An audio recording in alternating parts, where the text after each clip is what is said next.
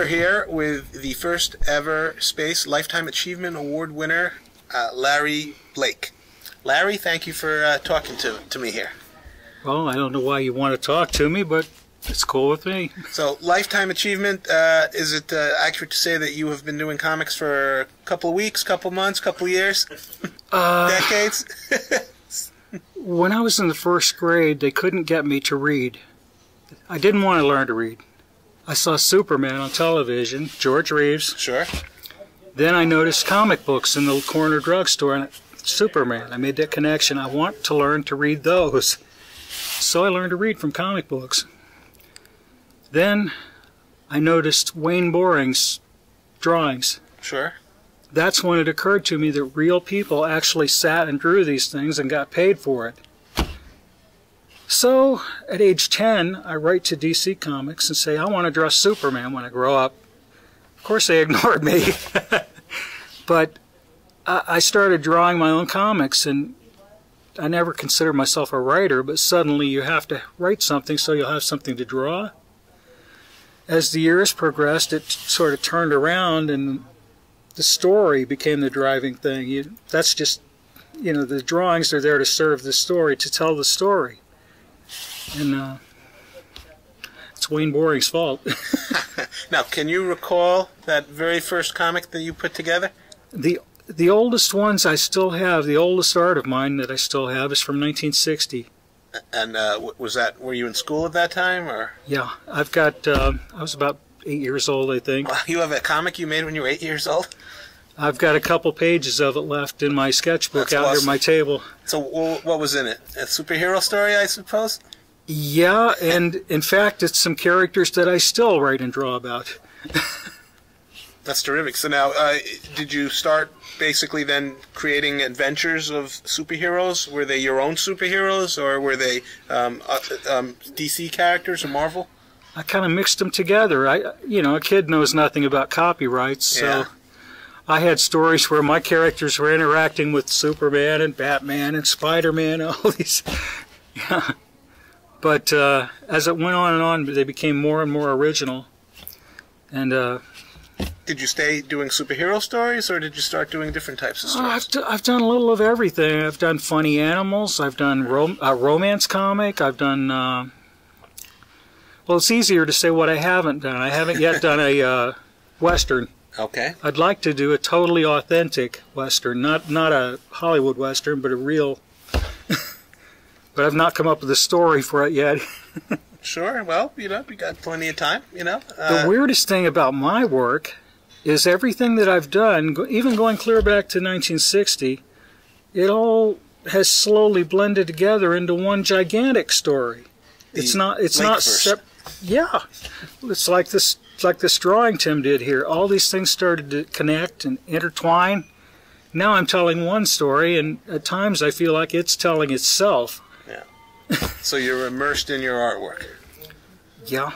My real life gets shuffled around like a deck of cards, and reality gets warped and twisted and becomes part of the comics. Most of the characters that I write and draw, the majority of them are based on real people that I've known. And have you shown the comics to these real people? Oh, yeah. And what kind of reactions have you gotten? The only complaint I ever got was a fellow that became an FBI agent in one of my comics. His character was shrunken down and then killed by a mousetrap.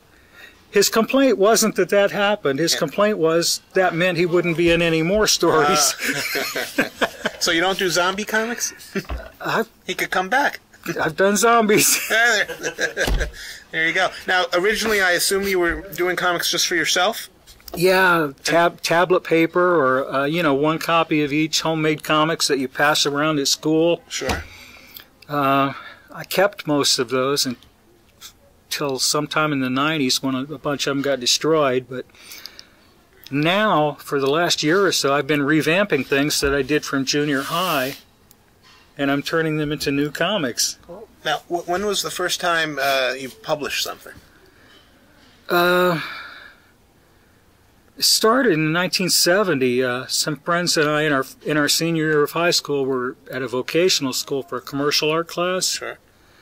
Jim Pack and Larry Nybert. and I ended up doing a comic together called Psychozort.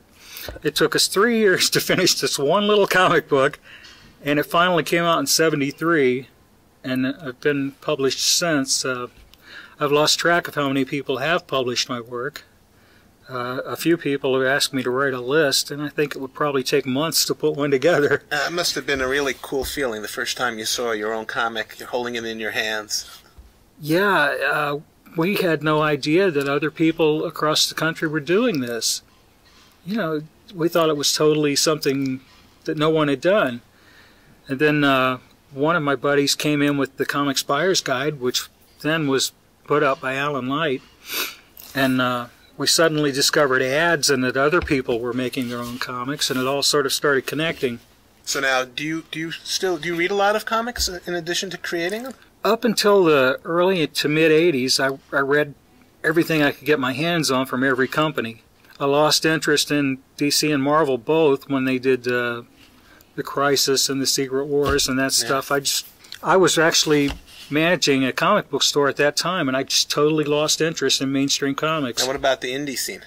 I was very into things like Mr. X, Judge Dredd, Flaming Carrot. Yeah, Bob Burden. Cerebus? Not so much. I read those when they first started coming out, the first few. Yeah. In fact, I was doing a comic in the '70s called Afterworld, and I've still got a letter that I got from Dave Sim wanting to sell me some artwork. Well, I turned him down because I had other people working for me free. You'll never make it in this business, Mr. Sim. He was asking $10 a page to do comics, and you keep the originals. Now, at this point in time, that makes me look like an idiot. But at that time, mid-'70s. '70s. So at that time, I had people that were just as good or better than any of us that were willing to work free. Well, Dave Sim is now putting out a comic called Cerebus Archive, which has the beginnings of his comic book career, including rejection letters. So, so you might make it into comic as one of the rejectors. You'd be in good company, believe me. He has big names up there. I had the letter from him laminated just to remind myself. Yeah, well, that's great. Well, I appreciate you taking the time to talk to me here, and congratulations again on your award. Any plans for the future in terms of comics, or it's going to be just continuing a lifetime of comics? Well, the main comic I do is Psychozort, and it's tied together all the work that I've ever done. And I'm about 2,000 pages into it. Oh, wow.